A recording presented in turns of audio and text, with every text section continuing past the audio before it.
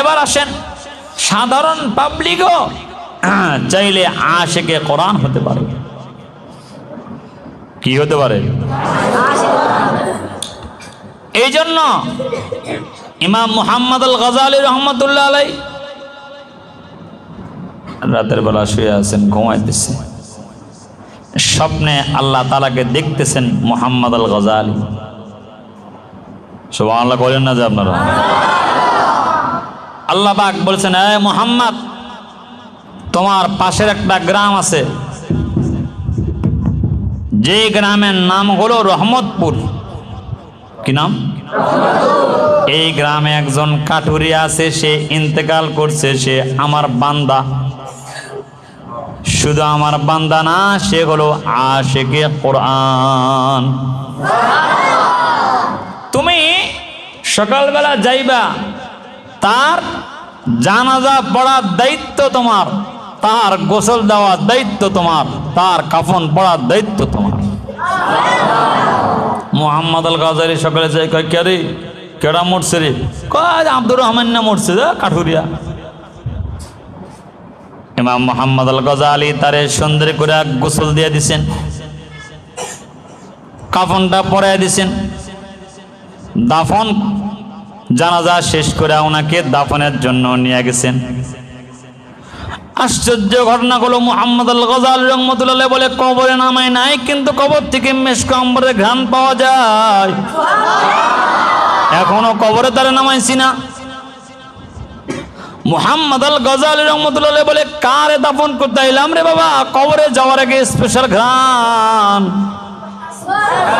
আমাদের কোনো মেহমান আসলে আমরা যেমন স্পেশাল ঘ্রাণ আগে দিয়ে দিই, রুম স্প্রে দিয়ে দিই, কথা কয় না কেন? আল্লাহ বলে, মুহাম্মদ, আমার দোস্ত কবরে আইতেছে, যাতে কোনো দুর্গন্ধ তার নাকে না লাগে, এজন্য জান্নাতি ঘ্রাণ দিয়ে দিছি। তাড়াতাড়ি দাফন করে দিচ্ছেন। কিন্তু আগের জামানার মানুষের একটা বড় গুণ ছিল, সেটা হলো সে কেমন করে এত বড় গুণ অর্জন করছে তা একটা আমার জানা দরকার। সন্তানদেরকে জিজ্ঞেস করে, তোমার বাবার কি গুণ ছিল বলো, বলো আমরা জানি না, আমার মারে জিজ্ঞান। পর্দার আড়াল থেকে ইমাম মুহাম্মদ আল গজালি বলে, মাগো, আপনার স্বামীর কি গুণ ছিল একটু বলেন দেখি। মহিলা বলে, হযরত, আমার স্বামীর জীবনের নামাজ কাজা দূরের কথা, তাকবীরে উলাও জীবনে কোনো কাজা ছিল না। আমরা আছে না এরকম? কথা কয় না। আমাদের এরকম আছে? এত সহজ? আমাদের তো জামাতের খবর নেই, ওনাদের সারা জীবনে তো বলে কাজা হয় নাই, তাহলে কন এবার সুবহানাল্লাহ কয় না কেন? আমাদের সারা জীবন এরকম আছে নাই। দুই নাম্বার একটা গুণ হলো, ভালো করে শুনেন ছাত্র ভাইরা, সাধারণ যারা মুসল্লিরা আছেন তারাও ভালো করে শুনেন। দুই নাম্বার একটা গুণ হইল, মহিলা বলে, হযরত, আমার বাসায় একটা কোরআনে কারীম রাখা আছে, যে কোরআনে কারীম প্রতিদিন ফজরের পরে আমার স্বামী আব্দুর রহমান কাঠুরিয়া, মা যেমন সন্তানকে আদর করে, আমার স্বামী কোরআনে কারীমকে আদর করতেন। আমাদের আলমারিতে বছরের পর বছর কোরআনে কারীম থাকে, কোনো মোহাব্বত নাই, কিন্তু এই কাঠুরিয়া প্রতিদিন ফজরের পরে আল্লাহর কোরআনকে বুকে লাগায়।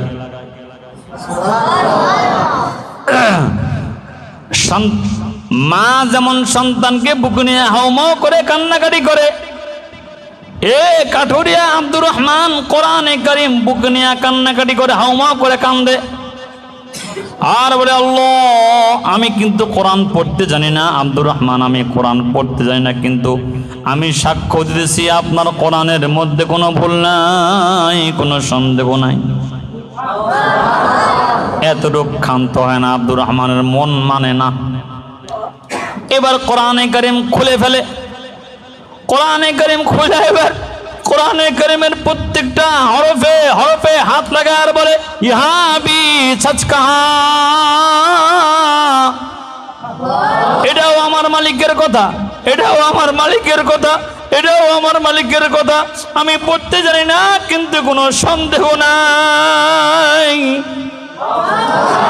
মুহাম্মদ আল গজালি বলে, দুনিয়ার মানুষেরা সামান্য কাঠুরিয়া কোরআনের যে এই যে সত্যতা বয়ান করেছেন, বারবার স্বীকারোক্তি দিয়েছেন, এই স্বীকারোক্তির কারণে কাঠুরিয়া মরতে দেরি হয়েছে, কিন্তু তার যা কবরটা জান্নাতি ডেকোরেশন হইতে আর দেরি হয় না।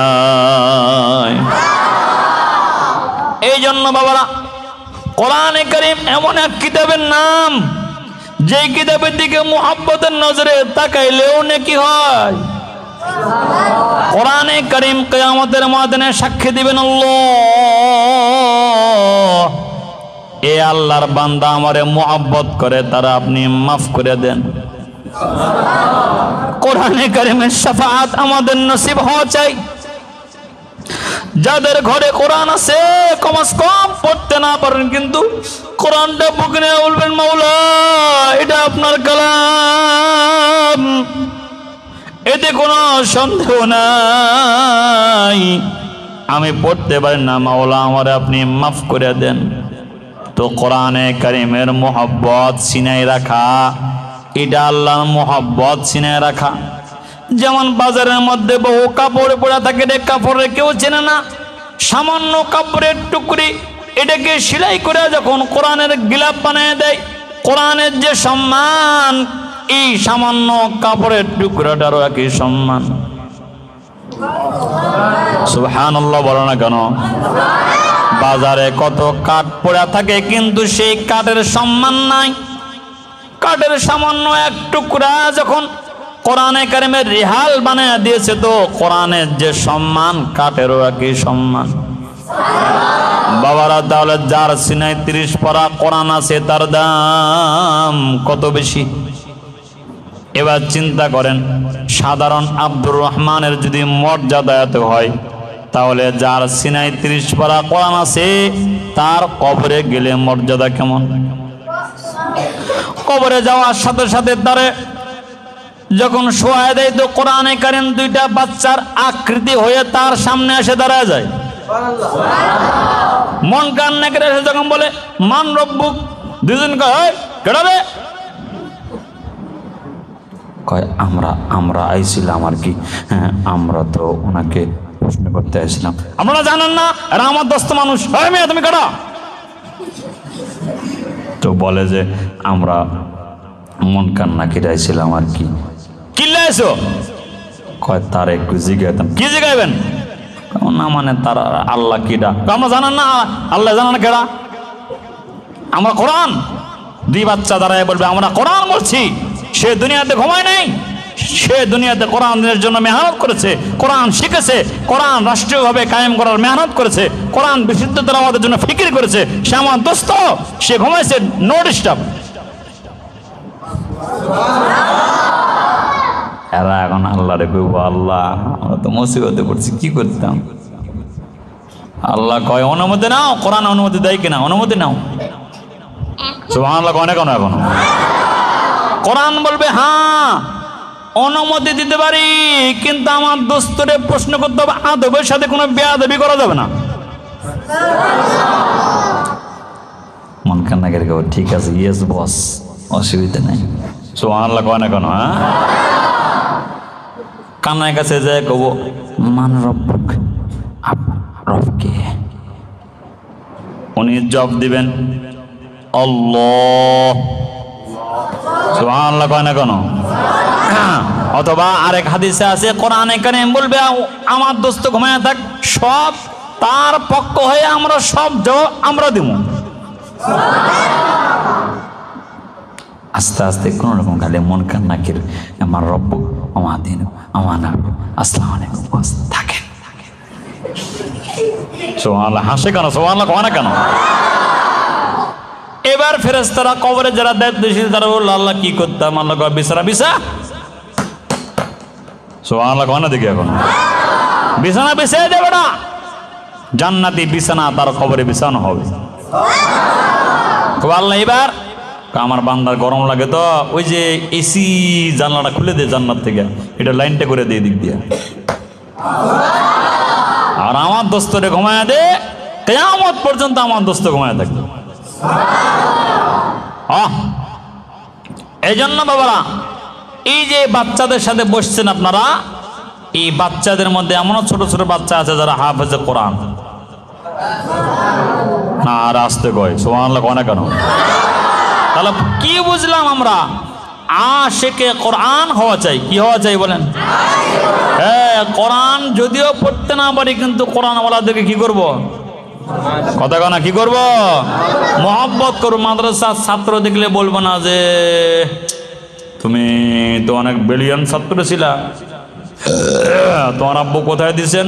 বলে মাদ্রাসায়। ইস, ভবিষ্যৎ শেষ। নাউজুবিল্লাহ কনা কেন?